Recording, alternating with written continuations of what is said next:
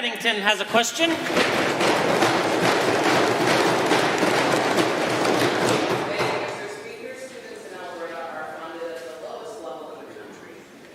After years of UCP cuts, they don't build schools, they fire support staff without warning, and they spend time ruining the curriculum rather than helping students get the education they deserve. This is about the future. These kids are Alberta's future leaders. Yep. Can the minister tell the House why kids in Alberta should get less for education than those learning elsewhere in the country? Yeah, great. The Honourable the Minister of Health. The students in Alberta should get a world-class education system, and they're getting precisely that. Just a couple of weeks ago, I had the opportunity to welcome a delegation of German ministers of education who have come to learn about Alberta's success.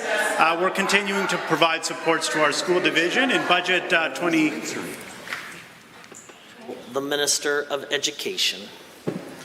They don't like hearing about Alberta's success, Mr. Speaker, but I'll continue. In Budget 23, we increased funding to education by over 5%. That includes $820 million over 3 years to fund enrollment pressures, to help hire over 3,000 additional educational support staff, including teachers.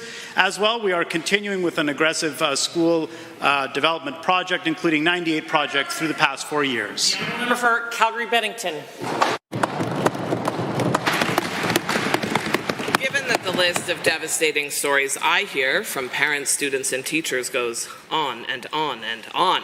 Classrooms with 40 kids or more, bus rides an hour more because there's no school close to home, not enough teachers, educational assistants, critical support staff.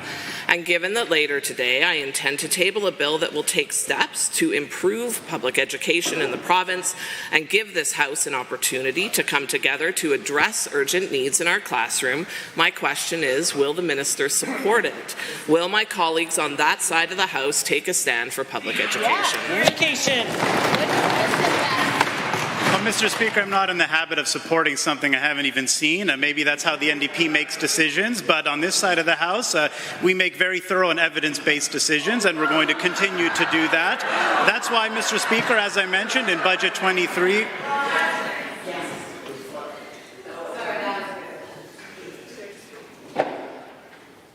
The Minister. Yeah, you can clearly see as well the behaviour from the members opposite, Mr. Speaker, and the way they conduct themselves, and all Albertans can, of course, see that on display. But we're committed to making sure that our education system remains world-class. We're continuing to provide funding to support enrollment pressures, as well continuing to build schools across the province. For Calgary-Bennington. Given that the legislation I intend to introduce would require establishment of critical standards for education, class size, student supports, school capital construction, and more, and given that these standards would be created by experts who know what they're doing when it comes to public education, will this minister tell the House who he's listening to? Because it certainly isn't the experts, and it certainly isn't the parents. The Honourable the Minister of Education. Sure, I'd be happy to talk about who our government is listening to, Mr. Speaker. We're listening to parents. Just the other day in Grand Prairie, I had the opportunity to talk with over 100 parents and individuals from the community. We're listening to our school divisions who understand the needs of their community better than anybody in this room.